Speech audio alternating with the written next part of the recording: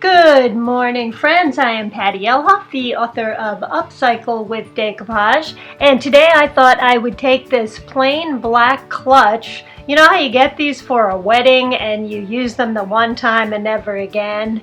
Well, I thought I would upcycle it and turn it into this, which I will use all the time because I think, like most of you, don't we carry a huge purse around so that we are prepared for everything? But then when you just want to run in the mall, you just need a bag about this big to put your lipstick, credit cards, maybe your license, and of course your cell phone. We can never be without our cell phones. This, by the way, is a vinyl surface. It's not leather, it's just a cheap purse, but and some people also call it vegan leather. Okay. And what I'm going to do is take some low-tack tape and go all around the metal parts and cover all of this up. You want to make sure this low-tack tape overlaps the metal that you're doing, because as we're painting and decoupaging, sometimes the tape gets stuck on there. So I'm still going to cut this. It's on the thick side. It's a little too wide, but I'm going to place it around the whole purse on the metal, and you'll see I'm going to fold it over. So I line up the edges that I didn't cut with the edge of any metal, place it down, and now I'm just going to fold it over, and I'm going to go around the whole purse and do this. Now once I have all of the metal parts covered, I'm taking the chain and I'm going to cut a couple of straws right down the center, and I'm going to put them around the edges of the chain so that I don't get any paint on those.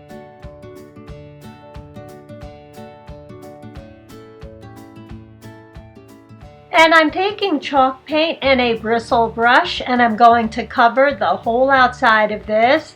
And I'm using a bristle brush so that I can get into all of the grooves that are on this particular clutch. And I'm going to put this aside to dry. You may only need one coat. I found that I needed 2 coats of this, but it dried very quickly, so I just applied a second coat after the first coat dried. And by the way, I hung this up on a coat hanger and just left it in an open, airy space so that the whole thing could dry quickly rather than work on one side at a time. And once everything was dry, I took the napkin that I was using and I separated that top layer away from those other 2 pieces. And I played around with the image a little bit before I decoupaged it over the surface.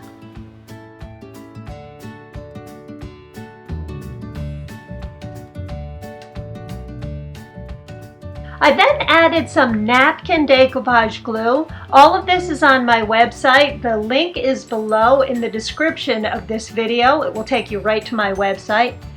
And I placed the image down. Now, place it down lightly, then take some plastic wrap and place it over the top. This will not stick to your paper or the napkin decoupage glue. And you can press everything down. You can remove wrinkles this way, and you can get a nice firm surface. Do you see how the paper, the napkin, has embedded itself into those grooves? And I'm just going around the edges here because there are a few edges where I didn't have the decoupage glue down. Now everything is dry, and you can see there is a difference between the background color of the napkin and the color that I painted my clutch. This normally it's not an issue if you use a napkin with a white background and the chalk paint is white. However, if you have a slight color variation like this where it's just slight, just go around the edges of the napkin and dab some paint around there. These pouncer brushes are perfect for this. So I'm just going to go around here and pounce around those edges and let this dry. And by the way, I'm repeating all of these same steps on the other side. And once that was dry, I took my favorite high gloss top coat and sprayed it over the whole surface. You can also use a paint on top coat or varnish if you like.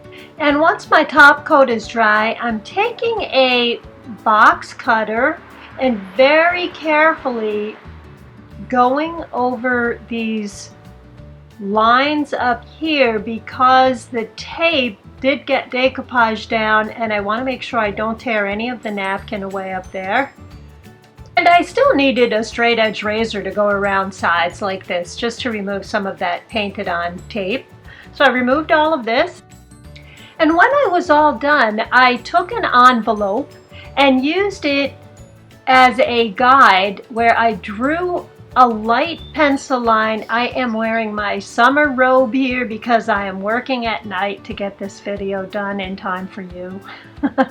And I took this pencil and went around here because this is where I'm going to place my crystals and my center piece of jewelry.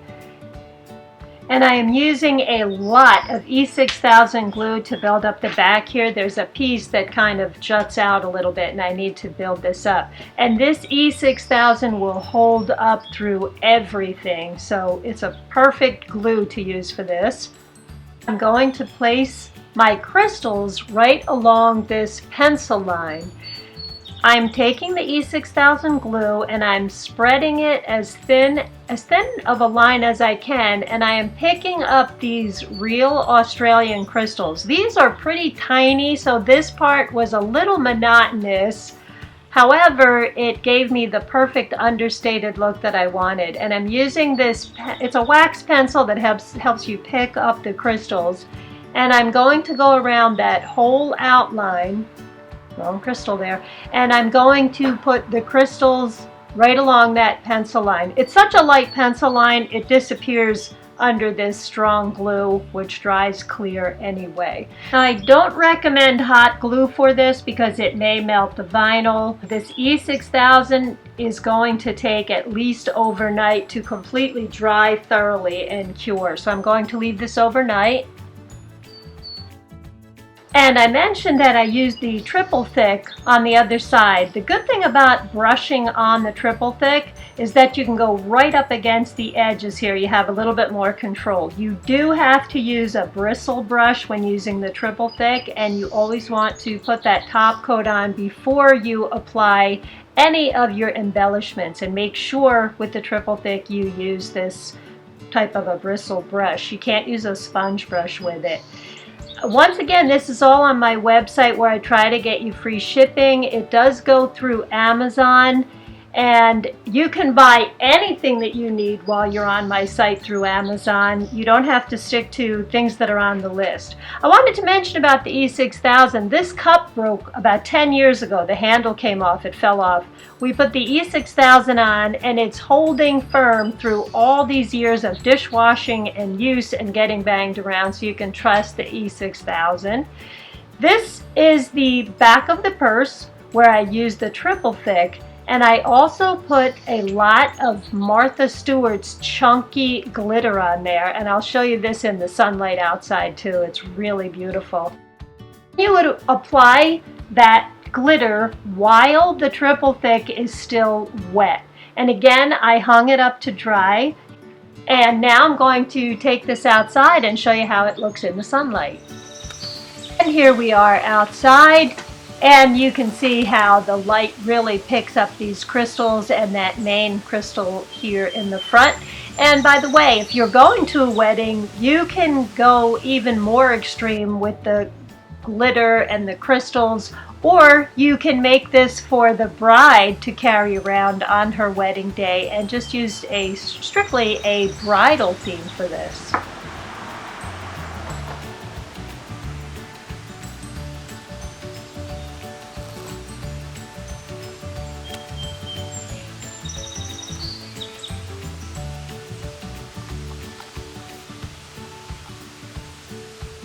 And when you're using the triple thick, it does work as a very good adhesive for the glitter.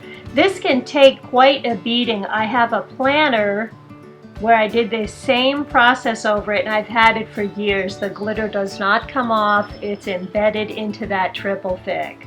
So that's our project for today, my friends. I hope you like this. In the lower right-hand corner of this video, you'll see an icon with scissors on it. If you click on that, that will subscribe you to my channel, which is a big help to me. Upcycled with Decoupage is also on Facebook. If you go over and like and follow the page, you'll be notified every week when I put a new video out. And in the meantime, I will see you guys next week with another video. Thank you so much for all of your beautiful comments. I just love hearing from you guys. And I'll see you next week again, guys. Thanks again. Bye-bye.